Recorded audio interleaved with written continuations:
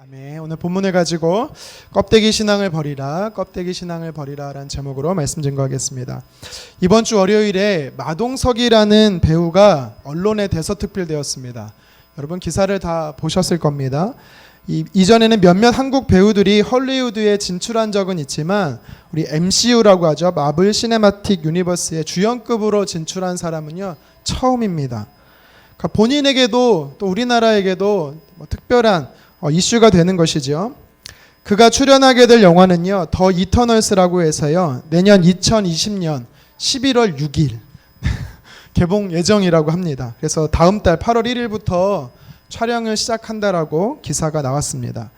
이 영화의 스토리가 간단하게 말씀드리면 100만 년 전에, 말도 안 되죠, 100만 년 전에 우주에서 온 불사의 몸과 초능력을 지닌 사람들이 있는데 그들이요 셀레스티얼스라는 종족입니다. 이들이 이제 한국이 아니라 우리 지구에 와갖고 초능력을 가진 종족을 만드는데 이터널스라는 종족을 만듭니다. 12명을 만드는데 그 12명 중에 한 명이 바로 우리 마동석인 것입니다.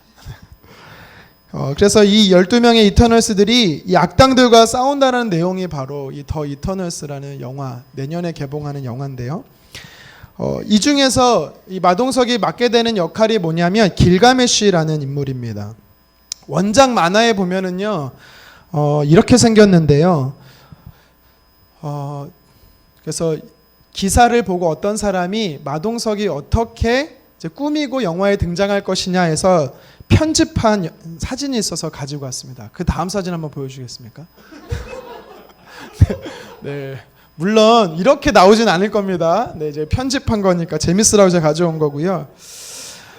이 길가메시의 능력이 사실은 원작과 다르게 영화에서도 나올 수 있다라고 합니다. 그런데 보통 어떤 능력을 갖고 있냐면 하늘을 날고 초스피드로 비행하고 눈에서 레이저가 나오고 엄청난 능력인 거죠.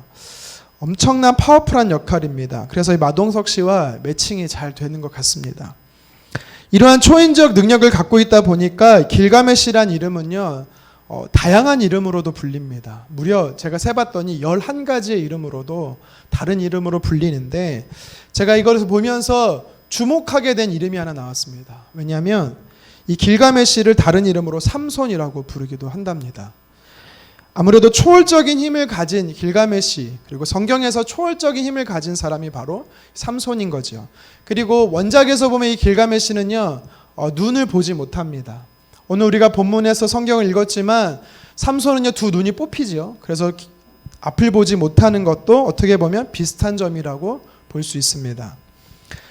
성경의 많은 인물들 중에 특별히 삼손은요 엄청난 괴력의 소유자입니다. 사사기 14장에 보니까 그가 딥나라는 지역으로 내려가는데 자기에게 부르짖는 이 사자를 맨손으로 때려잡아 죽입니다. 삼손의 부모의 반대에 불구하고 이제 이방 여인과 결혼을 하는데요. 그 지역의 풍습이 뭐냐면 신랑 되는 사람이 문제를 내는 거예요. 퀴즈를 내는 겁니다. 그래서 삼손은요 키주의 상금으로 배옷 30벌과 겉옷 30벌을 걸지요. 근데 문제가 뭔지 여러분 기억하십니까? 강한 자에게서 단 것이 나온다. 무엇이죠? 정답이 사자잖아요. 사자.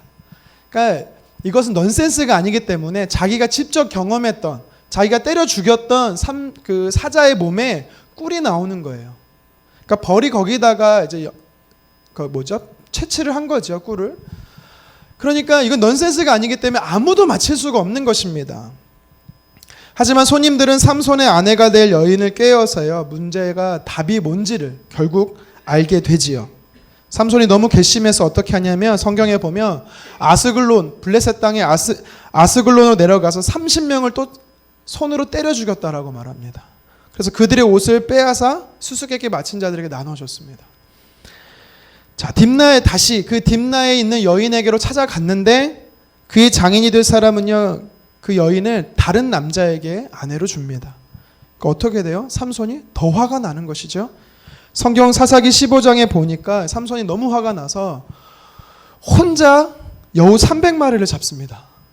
대단하죠? 300마리를 2마리씩 꼬리를 엮어갖고요. 거기에 무엇을 다냐면 횃불을 달아서 블레셋 사람들의 이 곡식밭을 다 불살라 드리는 것을 성경은 우리에게 또 말하고 있습니다. 이것으로 인해서 블레셋 사람들이 가만히 있지 않고 국가 간의 분쟁이 되어버렸습니다.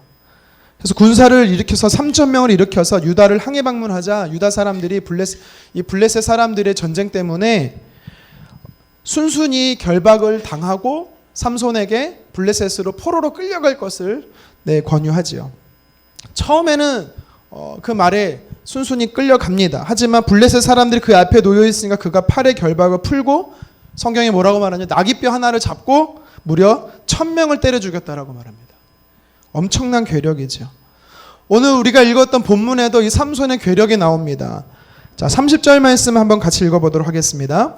삼손이 이르되 블레셋 사람과 함께 죽기를 원하노라 하고 힘을 다하여 몸을 굽히매 그 집이 곧 무너져 그 안에 있는 모든 방백들과 온 백성에게 덮이니 삼손이 죽을 때에 죽인 자가 살아있을 때에 죽인 자보다 더욱 많았더라. 아멘.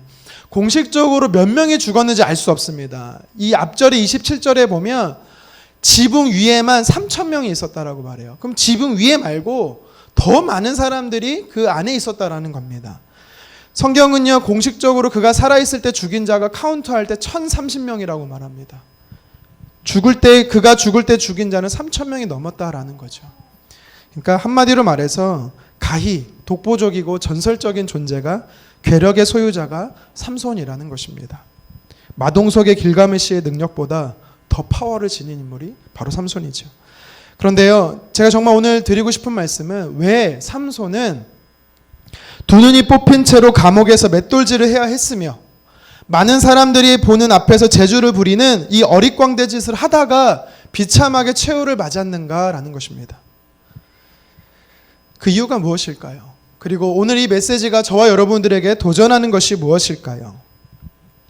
삼손의 비참한 최후의 원인은요, 한마디로 말하면 그의 육신의 정욕 때문입니다. 육신의 정욕. 삼손에게 있어서 약점이 있습니다. 삼손에게 있어서 약점이 뭐죠? 여인, 여성, 여자입니다. 네, 죄송합니다. 삼손이 사람을 죽이게 된 이유, 국가 간의 분쟁을 일으킨 이유의 근본 원인은 꼭 사람이 연관되어 있는데 그게 누구냐면 여성이었어요. 그냥 여성도 아니고 하나님께서 구별하라고 말씀하시는 이방인들, 그것도 여인이었습니다. 사사기 16장 1절 우리 같이 한번 읽어보도록 하겠습니다. 시작. 삼손이 가사에서 가서 거기서 한 기생을 보고 그에게로 들어갔더니. 아멘. 여기 개역개정 우리 한글 성경에 보면 그녀를 만나러 가사에 들어간 것처럼 애매한 해석을 하고 있습니다. 그렇죠? 여기서 들어갔다는 의미가 무엇인지 정확하게 표현하고 있지 않습니다. 그런데요, 히브리어 원어를 보면 들어갔다, 그에게 들어갔다라는 단어는요, 와야브 엘레하로 침실로 들어갔다라는 말입니다. 그래서 영어 성경인 NIV를 제가 찾아보니까요, 삼손이 매춘하는 여인을 보고 하룻밤을 그녀와 보냈다라고 번역하고 있습니다. 관계를 가졌다라는 것이죠. 성경은 어디에도 삼손이 주저하면서 망설였다는 말을 하고 있지 않습니다. 쉽게 말하면 지금 자신이 하고 있는 것이 죄임에도 전혀 거리낌 없이 행동했다라는 거죠. 그냥 본능에 충실했다라는 것입니다. 사무엘하 11장에 보면 다윗이 밧세바를 범할 때도 똑같습니다. 하루는 그가 목욕하는 여인을 보고 있다가 그녀가 누군지 부르는 겁니다. 근데요, 그 주변에 있던 사람이 말리는 겁니다. 그는 누구의 여인이라고 말리는 겁니다. 하지만 성경을 다시 보고 또 다시 봤지만 제가 그가 그것에 주저했다는 말이 없습니다. 망설였던 말이 없습니다. 마치 브레이크가 고장난 자동차처럼 죄악의 길로 고속주행하고 있는 것이 바로 다윗이었고 또 오늘 본문의 삼손이었던 것이죠. 부모의 반대도 아랑곳하지 않고 하나님의 기뻐하시는 뜻을 염두에 두지 않은 채 그는 그저 감정에 따라 마음이 움직이는 대로 행동했던 것입니다. 그러다 보니 삼손은요, 하나님이 주신 이 탁월한 능력, 남들보다 특별한 힘을 가지고 있음에도 그것을 잘 활용하지 못했던 것입니다. 성경은요, 사람이 반드시 지켜야 할 것이 있다라고 말합니다. 그것이 뭐냐면 본능, 육체의 정욕, 다시 말해 마음을 잘 다스려야 한다라고 말하죠. 우리 성경 말씀 두 구절 한번 읽어보겠습니다. 모든 지킬 만한 것 중에 더욱 내 마음을 지키라. 생명의 근원이 이에서 남이니라. 사람이 살고 죽는 것이 어디에 있냐면 육신의 이 본능, 마음에 있다라는 것입니다. 또 잠언 16장 32절에도 말합니다. 노하기를 더디하는 자는 용사보다 낫고 자기의 마음을 다스리는 자는 성을 빼앗는 자보다 나으니라. 아멘. 삼손의 정욕이라는 이 자신의 마음, 삼손은요, 이 육신의 정욕이라는 이 마음을 다스리지 못했기 때문에 실패했던 것입니다. 여러분, 마음에서 시작되는 육체의 본성을 다스리는 것이 과연 쉬울까요? 쉬울까요? 전혀 쉽지 않습니다. 누가 40을 부록의 나이라고 했습니까? 40이 넘으면 유혹이 결코 없을 것 같지만 제가 40이 넘어 보니까 그렇지가 않습니다. 그래서 아일랜드 시인 오스카 와일드는 이런 말을 했습니다. 나는 모든 것을 저항할 수 있다. 나는 모든 것을 이길 수 있다. 하지만 유혹은 이길 수가 없다. 사람의 육체의 본능을 이긴다는 것이 어렵다라는 거죠. 삼손의 실패는 자신에게 있는 육체의 본능, 마음을 다스리는 데 실패했기 때문입니다. 저와 여러분들도요, 사람이기 때문에 우린 본능이란 게 있습니다. 연약함, 약점이라는 것이 있습니다. 아니, 하나님이 우리를 부르실 때까지 이 땅에 살면서 육신의 몸을 입고 있는 한 계속되는 이 육신의 연약함, 본능과 우리는요, 싸워야 되는 것입니다. 우리가 마음을 지키는 일에 게으르면요, 넘어지는 것입니다. 사람마다 연약함의 유혹이 다르겠지만 그 약점이 우리를 넘어뜨리고 인생을 망치도록 우리가 방관해서는 안 된다라는 것이죠. 제가 지난주 금요일에 게리 체프만이 쓴 5가지 사랑의 언어, 이 책에서 나온 이 각 사람이 사랑을 느끼는 언어 테스트를 해봤습니다. 5가지가 있어요. 함께하는 시간, 칭찬하는 말, 선물, 봉사, 스킨십. 5가지 있습니다. 여러분 뭐 책으로 보신 분도 있고 이 테스트를 해본 분도 있겠지만 이 5가지 중에 자기가 사랑을 받는다, 내가 사랑을 받고 있구나 느끼는 언어가 있다라는 겁니다. 이 5가지 중에서. 여러분 보시기에 제가 이 5가지 중에 어떤 것이 딱 맞을 것 같습니까? 제가 굉장히 관계중심적인 사람 같죠? 뭐가 맞을까요? 칭찬하는 말. 네. 그렇죠. 칭찬은 춤을 추게 하죠. 네. 제가 굉장히 관계중심적인 사람인 줄 알았는데 그렇죠. 사람은 주는 거에 받는 거에 약하죠. 네. 저는 12점 만점 중에 10점이 뭐가 나냐면 봉사가 나왔어요. 봉사가 뭐냐면 굉장히 일중심적인 사람에게 나타나는 게 봉사입니다. 그러니까 내가 무언가 어떤 일을 부탁했을 때 아니면 그 사람이 내가 해야 할 일들을 대신해 줬을 때 굉장히 사랑받고 있구나 라고 느낀다라는 것이죠. 저를 대신해 누가 새벽 설교 해줄 때, 저를 대신하여 수요 설교 해줄 때, 저를 대신하여 월삭 기도를 해줄 때, 그것보다 저를 대신하여 학교를 대신해 줄 때 저는 그래서 요새 사랑받지 못하고 있는 것 같습니다. 사랑받는다라는 거예요. 여러분 반대로요, 제가 이 5가지 중에 가장 낮은 점수가 뭐가 나왔을 것 같습니까? 의외인데요. 12점 만점 중에 빵점으로 스킨십이 나왔습니다. 근데 여러분 이게 좀 이상한 것 같아요. 왜냐하면 저는 집에서도 4명의 여인과 살면서 굉장한 스킨십, 터치를 많이 해줍니다. 때리기도 하고요, 밀기도 하고요. 농담이고요. 굉장히 스킨십을 많이 하는 편입니다. 뿐만 아니라 교회에서도 성도님과 인사하면서 악수도 하고 저는 이렇게 굉장히 스킨십을 굉장히 잘한다고 생각했는데 빵점이 나왔어요. 제가 이 테스트를 하고 나서 아내에게 굉장히 미안해졌습니다. 결혼 13년 차, 벌써 결혼 권태기인가? 이미 권태기는 지나갔는데, 농담이고요. 저번에도 말씀드린 대로 제가 겨울에 결혼을 했는데요. 그해 여름 6개월 되기 전에 가장 이 신혼 핫할 때 아닙니까? 근데 잘 때 아내가 딱 붙잖아요. 그럼 제가 어떻게 반응했다 그랬죠? 저리 가! 이런 식의 반응을 제가 보였어요. 사실 저도 모르게. 그래서 이 테스트를 하고 나서 혼자 테스트했으면 아무 문제가 없는데 이 테스트를 우리 교육자들과 같이 했어요. 그리고 나눴거든요. 그러니까 제 스킨십이 빵점 나온 게 딱 걸린 거예요. 그래서 입단속을 시켰습니다. 근데 아무래도 금요기도에 끝나고 집에 가서 이거는 영원한 비밀은 없다. 그래서 아내에게 이실족구를 했습니다. 내가 이래서 테스트를 했는데 스킨십이 빵점이 나왔다. 미안하다. 그랬더니 아내가 이런 반응을 보입니다. 그럴 줄 알았어. 전혀 의외의 반응을 보이는 거죠. 그러면서 저는 기억이 없는데 제 아내가 이러는 겁니다. 당신은 연애 때부터 내가 손을 만지려면 굉장히 피했다라고 말합니다. 저는 기억이 안 나요, 진짜. 아마 왜 그랬을까 곰곰이 생각해 보면 저는 소중하니까 저를 보호하려고 했던 것 같습니다. 네. 제가 사랑의 언어 테스트를 통해서 스킨십이 빵점이 나왔습니다. 여러분, 그렇다고 해서 제가 이 육체의 정욕의 안전지대일까요? 리처드 포스트가 쓴 책에 보면 돈, 섹스 관련이라는 책이 있습니다. 여러분, 이 제목만 보면 굉장히 자극적이죠. 세속적인 것 같지만 그렇지 않습니다. 이 책은요, 그리스도인으로서 세상에서 말하는 육체의 본능을 어떻게 싸우며 살아야 하는가라는 거에 인사이트를 주는 책입니다. 그러니까 이 세 가지는 돈이든 그것이 성이든 아니면 명예와 권력이든 사람이 본능적으로 갖고 있는 육체의 영역에 대해서 상대적이긴 하지만 대동소이하게 유혹이 있다라는 것입니다. 저도 마찬가지죠.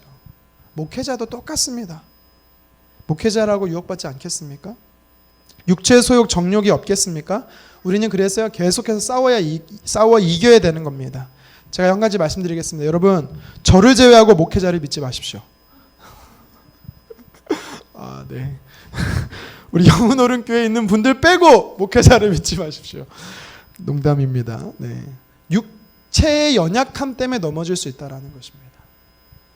실패할 수 있고요, 좌절할 수 있는 것입니다. 이 연약함을 알고 싸우는 것이 우리에게 필요한 것입니다. 성경은 뭐라고 말하고 있습니까? 육체적인 것과 영적인 모든 것에서 거룩함을 지키기 위해 히브리서 12장 4절은 뭐라고 말하고 있습니까? 죄와 피 흘리기까지 싸우라고 말합니다. 삼손이 어떤 사람입니까? 우리가 글을 읽어서 나시린이라고 말하죠. 나시린은요, 세 가지를 하나님 앞에서 하지 말았어야 됩니다. 그러니까 나시린이라는 이름의 자체가 구별된 자라는 뜻입니다. 세 가지가 무엇입니까? 독질을 금하는 것, 술을 마시지 않는 것, 머리에 삭도를 대지 않는 것, 시체를 가까이 하지 않는 것입니다. 그러니까 세 가지 다 결국에 자기 자신을요, 거룩함 가운데 유지시키는 겁니다. 그런데 성경을 보면 우리가 알겠지만 삼손은 어떻게 합니까? 사람을 죽이는 등의 시체를 가까이 합니다. 술에 취해 여자 품에 잠을 자고 있습니다. 심지어 그는 자신의 힘의 근원인 머리카락을 자르도록 내어줍니다.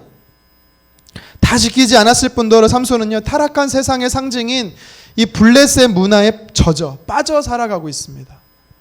한마디로 말하면 정욕의 지배를 받고 살아갔다라는 것이죠.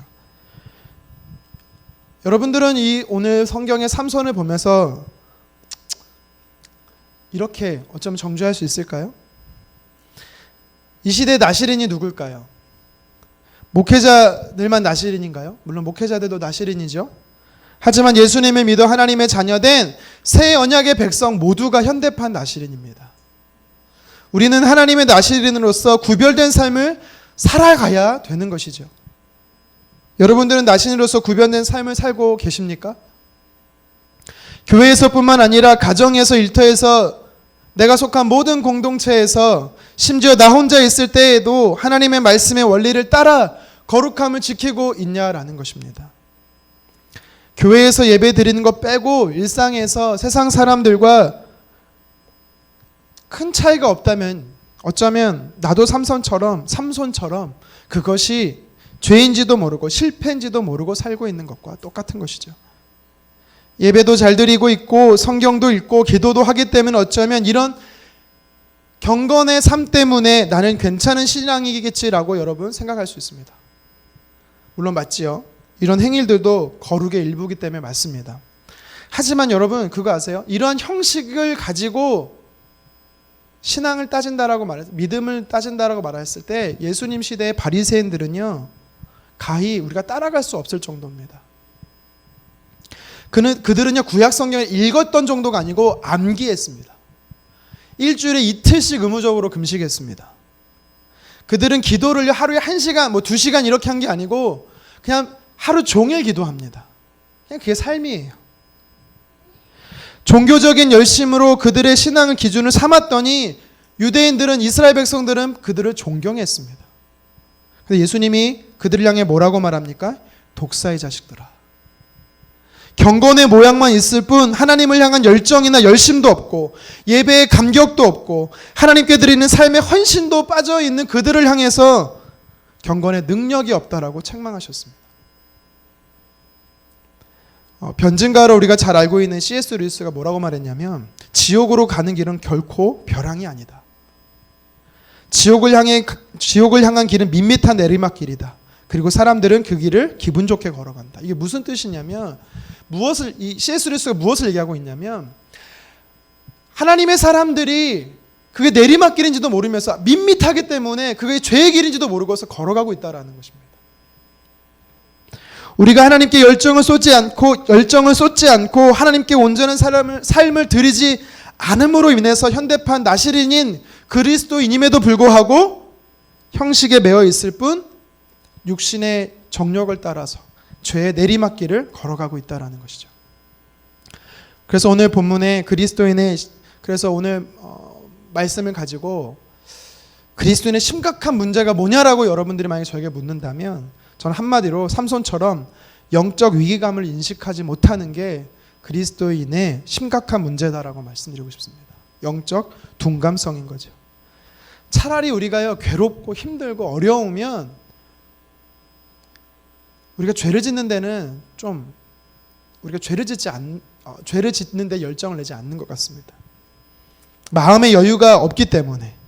그런데 평안할수록 우리는요 거룩함을 몸부리치지 않으면 싸우지 않으면 금세 사단은 우리 육신의 연약함이 뭔지 알고 공격하기 때문에 넘어질 수밖에 없는 것이죠. 자, 삼손은 왜 나시린으로서 그렇다면 삼손은 왜 나시린으로서 영적 둔감성에 빠졌을까요? 그는요 영적으로 죽었기 때문입니다. 여러분 자고 있는 사람을 발로 차본 적 있습니까? 와이프 말고 배우자 말고 자고 있는 사람 발로 깨워본 적 있어요? 발로 흔들어서 발로 차서. 저희 큰애가 어느 날 새벽 아침에 하이라 일어나 제가 저랑 제 아내가 했는데 안 일어나는 그러니까 이 하은이가 가서 발로 차는 거예요. 물론 이제 발로 깨운 거죠. 그리고 손으로 흔들어대고 안 나니까 발로 이제 찼는데 그랬다고 이 막내가 왜 때려 뭐 이러면서 일어나는 거예요. 여러분 살아 있으니까 그런 반응을 보이는 거예요. 살아 있으니까. 죽은 자는요 발로 차든 손으로 때리든 절대 반응하지 않습니다. 건드렸는데 아무 반응이 없다? 그렇다면 두 가지입니다. 신경계가 문제가 생겼다거나 아니면 너무 깊이 잠들어서 죽었거나 다 했거나. 삼손의 상태가 바로 이랬습니다. 그는 영적으로 죽은 거예요. 하나님이 아무리 때리고 반응을 보여도 삼손은요 반응하지 않습니다. 뭔가 문제가 생긴 거예요. 영적으로 죽은 거예요. 하나님의 말씀이 들려졌는데 하나님의 그 말씀이 나에게 들려졌는데 그 말씀에 내 마음에 부딪혔는데 아무 반응이 없다. 여러분들이 말씀을 읽거나 묵상을 했는데 그냥 그것으로 끝났다. 아니면 설교를 들었는데 설교를 잘했느니 못했느니 이건 나에게 맞느니 안 맞느니 이 정도로 끝난다. 그렇다면 여러분 우리의 상태가 무슨 상태다? 영적으로 둔감한 상태다라는 겁니다. 영적으로 아주 푹 주무시고 계신 상태예요. 내 영혼이 죽은 것이죠. 요한계시록 3장 1절 성경은요 4대 교회를 향해서 뭐라고 말씀하신지 아닙니까? 우리 같이 한번 읽겠습니다. 내가 살았다 하는 이름은 가졌으나 죽은 자로다. 교회가 존재합니다. 성도들이 교회에 있습니다. 하나님을 예배합니다. 그런데 하나님께서 그 교회를 향해 뭐라고 말하냐면 너는 죽었다. 너희는 죽은 상태다라고 말합니다. 경건의 모양만 있을 뿐 능력이 없는 나시린이나 구별되어 살지 않고 사는 삼손과 저와 여러분들이 똑같다라는 것이죠. 우리가 이런 삶을 계속해서 반복하게 되면 어떻게 됩니까? 마태복음 5장 13절 같이 한번 읽겠습니다. 너희는 세상의 소금이니 소금이 만일 그 맛을 잃으면 무엇으로 짜게 하리요? 후에는 아무 쓸데없어 다만 밖에 버려져 사람에게 밟힐 뿐이니라. 오늘 성경을 보십시오. 삼손이 어떤 상태입니까? 예수님께서 말씀하신 것처럼 오늘 본문의 삼손은 두 눈이 뽑힌 채 착고에 매인 채 감옥에 버리워졌습니다. 뿐만 아니라 사람들 앞에 재주나 부리는 광대로 전락해서 사람들에게 밟히는 인생으로 살아가게 되는 것입니다. 삼손은 자신의 이 약점을 알았지만 영적 민감성을 가지고 끝까지 싸우지 않았어요.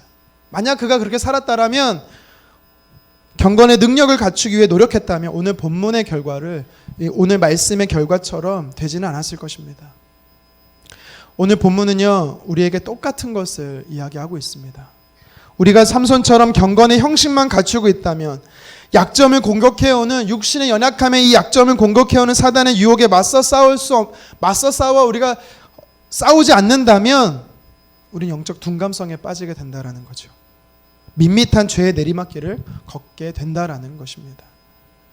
그런데요, 감사하게도 오늘 삼손은 최후의 순간에 깨달은 것이 있습니다. 그가 무엇을 깨닫습니까? 자신의 약점, 이 연약함, 죄를 깨닫게 되는 것이죠. 그리고 그는 하나님께 이렇게 기도합니다. 우리 같이 본문 28절 읽겠습니다. 삼손이 여호와께 부르짖어 이르되 주 여호와여 구하옵나니 이번만 나를 강하게 하사 나의 두 눈을 뺀 블레셋 사람에게 원수를 단번에 갚게 하옵소서 하고. 제가 좀 생략했나요? 죄송합니다. 네. 죄송합니다. 네. 뭐라고 기도하고 있냐면, 하나님 이번 한 번만 나에게 기회를 주시면 내 두 눈을 뺀 저 블레셋 사람들에게 원수를 갚겠습니다 라고 이야기를 하는 것입니다. 여러분, 근데 이게 어떻게 보면 단순히 개인의 이 안갚음을 향한 복수라고 생각될 수 있겠지만 전혀 그렇지 않습니다. 그것을 어떻게 할 수 있냐면, 성경의 저자가 그게 아니다라고 이야기하고 있기 때문이죠. 몇 가지 성경 말씀을 찾아보겠습니다. 오늘 본문 22절 말씀인데요, 같이 한번 읽겠습니다. 그의 머리털이 밀린 후에 다시 자라기 시작하니라. 아멘. 삼손의 머리카락이 자라기 시작했다라는 것입니다. 그 얘기는 뭐예요? 삼손의 능력이, 힘이 회복되어진다라는 것이죠. 이것은 무엇을 말하냐면, 하나님이 나시린으로서의 삼손의 능력을 회복한다라는 그를 용서하셨다라는 것을 의미하는 것입니다. 또 23절 상반절에 보면 블레셋의 방백들이 뭐라고 말하고 있냐면, 우리 같이 한번 읽도록 하겠습니다. 블레셋 사람의 방백들이 이르되 우리 신이 우리 원수 삼손을 우리 손에서 넘겨주었다고 말하고. 자, 이게 무슨 뜻입니까? 삼손을 잡아왔는데 그냥 자기들이 삼손을 잡아온 게 아니라 우리 신이 잡아오게 하셨다라는 것이죠. 당시에 이 신이 무슨 신이죠? 다곤신이라고 성경은 말합니다. 이 위통은 사람이고 아래는 물고기로 되어 있는 게 이제 다곤신인데요. 그 신이 여호와라는 신을 이겨서 삼손을 우리가 잡아왔다라고 이야기하는 겁니다. 삼손을 승리의 전리품으로 가져왔다는 뜻이에요. 우리 지난주 금요일에 김 목사님 설교에도 보면은, 아닌가? 그때가 아닌가? 제가 감감 헷갈리는데요. 이 고대 근동에서 전쟁에 보면은요, 신들의 전쟁이에요. 그래서 전쟁에서 이기면 그들이 섬기는 신전에 전쟁의 신을 가지고 그곳에 옵니다. 뿐만 아니라 신전에서 섬겼던 기물들을 다 가지고 와서 그 기물들을 농락해요. 그래서 지난주 금요일에 보면 술 마시는데 썼다라고 이야기하잖아요. 똑같습니다. 이 다곤신이 여호와신을 이겼기 때문에 승리의 전리품으로 삼손을 가지고 와서 그들이 마치 놀이개처럼 유흥을 즐기는데 놀이감으로 쓰고 있다라는 겁니다. 자, 계속해서 28절 말씀에 보면은요, 삼손이, 우리 방금 읽었죠? 삼손이 간절히 기도합니다. 근데 여기서 기도하는 내용에 뭐가 나오냐면 주 여호와여라는 단어가 나와요. 아도나이라는 단어가 처음 나와요. 삼손이 성경에서 나오는 쭉 살펴봤어요. 삼손은요, 한 번도 하나님 앞에 여호와란 말을 주라는 말을 쓰지 않습니다. 그러니까 아도나이라고 삼손이 고백한 게 오늘 본문의 처음입니다. 그가 그동안에는 하나님을 내 삶의 주인으로 인정은 했지만 말만 고백했을 뿐 그의 삶 속에서는 결코 단 한 번도 하나님을 내 인생의 주인으로 모셨다라는 삶이 흔적이 한 번도 없었어요. 그런데 그가 하나님을 주인으로 모셨다라는 거죠. 종은 누구입니까? 주인을 기쁘게 하는 자이죠. 삼손이 하나님을 기쁘게 하고자 하는 삶을 선택했다라는 것을 성경이 우리에게 이야기하는 겁니다. 본문은 아니지만 히브리서 11장 34절에 보면요, 히브리서 기자가 성경의 믿음의 사람을 기록하면서 빠지지 않고 기록한 사람이 누구냐면 삼손입니다. 여러분, 성경에 보면 아시겠지만 오늘 본문 30절에 그가 자기의 목숨을 내어던지면서 블레셋 사람들에게 복수하는 거 빼고 결코 한 번도 그가 하나님의 영광을 위해서 했던 행동들이 아무것도 없어요. 그런데 성경은, 우리가 믿음장이라고 말하는 히브리서 11장에는 삼손의 이름을 믿음의 사람이라고 고백하고 있는 것입니다. 이처럼 성경의 워딩과 메시지를 종합해 보면 오늘 본문의 28절의 삼손은요, 그동안 나시린으로서의 역할을 제대로 감당하지 못한 것을 이제 나시린으로서 하나님의 영광을 위해서 그가 목숨을 내어 던졌다라는 것입니다. 그러니까 단순히 두 눈 뽑혀갖고 머리카락 잘려갖고 억울해서 복수하고자 했던 것이 아니라 그동안 진짜 하나님이 나를 나시린으로 세웠는데 그렇게 살지 못한 것에서 회개하고 이제 하나님의 영광을 위해서 자신의 삶을 순교의 피로 내어 드리기를 원했다라는 것을 오늘 성경은 이야기하고 있는 것입니다. 좀 늦은 감 있지만 아쉽긴 하지만 그래도요, 그가 깨달음을 통해서 인생의 피날레를 장식할 수 있었던 것입니다. 이런 삼손의 모습은요, 저와 여러분들에게 소망의 메시지를 주고 있습니다. 삼손은 자신의 목숨 걸고 그가 했던 것이 뭐냐면 마지막 순간에 목숨 걸고 그는요, 하나님 앞에 기도했습니다. 어떤 내용을 기도했을까요? 28절의 기도의 내용이 나오지만 그가 거기서만 기도했을까요? 아니요. 감옥에 갇혔을 때부터 그는 기도했을 것입니다. 나의 연약함, 나의 죄, 그것을 하나님 앞에 인정해 드리고 하나님이 나의 삶의 주인 되심을, 그래서 하나님 도와달라고 그는요 간절히 기도했던 것입니다. 여러분, 우리가 계속되는 사단의 유혹에 넘어져도 다시 일어날 수 있는 힘이 무엇입니까? 우리의 영적인 신앙의 껍데기를 우리가 이겨낼 수 있는, 껍데기의 신앙을 던져버릴 수 있는 우리 영적인 힘이 어디서부터 오냐라는 것입니다. 그것은요, 간절한 부르짖음에서부터 시작되어야 되는 것입니다. 삼손은 회개기로 드렸습니다. 그는요, 사실 이전에 한 번도 기도한 적이 없었어요. 하나님 앞에 한 번도 물은 적도 없었어요. 그냥 혈기대로, 자신의 육체의 정욕대로 그는 행동하던 사람입니다. 하지만 그가 삶이 변화될 수 있었던 시작은 하나님 앞에 엎드리고 하나님 앞에 무릎 꿇는 간절한 기도에서부터 시작됐다라는 겁니다. 삼손은 두 눈이 뽑히고 머리카락이 잘리고 손발이 묶여있을 때 철저히 자기 절망의 순간에 그는요 포기한 것이 아닙니다. 삶을 포기한 것이 아닙니다. 그는 기도했습니다. 그의 기도는 회개 기도였고 하나님을 향한 헌신의 기도였습니다. 우리가 낙심과 절망과 좌절의 순간에 또 육신의 연약함에 넘어졌을 때 우리는 삼손처럼 간절히 기도해야 되는 것입니다. 회개의 무릎을 꿇고 헌신의 무릎을 꿇어야 하는 것입니다. 그리고 또 삼손처럼 나의 삶을 주님께 드려야 되는 것입니다. 여러분, 하나님을 주인으로 모십니까? 여러분, 하나님을 주인으로 모십니다. 이런 고백이 하나님을 모시는 게 아니에요. 진짜 하나님은 나의 삶의 주인으로 모신다라는 건 뭐냐면 오늘 삼손처럼 행동하는 거예요. 하나님을 주인으로 모시는 삶은요, 삶으로 보여주는 겁니다. 우리 껍데기 신앙에 영향력 없는 삶을 종지부 찍고 영적으로 새롭게 도약하는 이 영향력의 삶은 삼손처럼 두 가지가 병행되어야 되는 것입니다. 첫째는 진정한 기도지요. 여러분, 기도의 삶을 게을리지 않았으면 좋겠습니다. 개인 기도든 공동체 기도든 그것이 새벽 기도든 점심 기도든 정오 기도든 저녁 기도든 골방에서 기도든 움직이면서 하는 무시의 기도든 여러분, 육신의 게으름과 연약함을 통회하고 자백하는 기도를 하시기를 바랍니다. 또 하나님을 주인으로 모신다라고 말만 하지 말고 하나님을 주인으로 모시는 삶은 삶으로 살아내는 겁니다.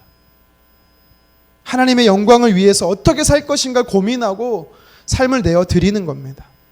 하나님을 향한 열정을 낼 때 우리는 영적인 침체나 영적인 둔감에서부터 회복할 수 있는 것입니다. 여러분, 삼손처럼 역전의 인생을 살 수 있는 것입니다. 우리가 이 말씀을 기억하며 우리가 함께 찬양하고 기도했으면 좋겠습니다.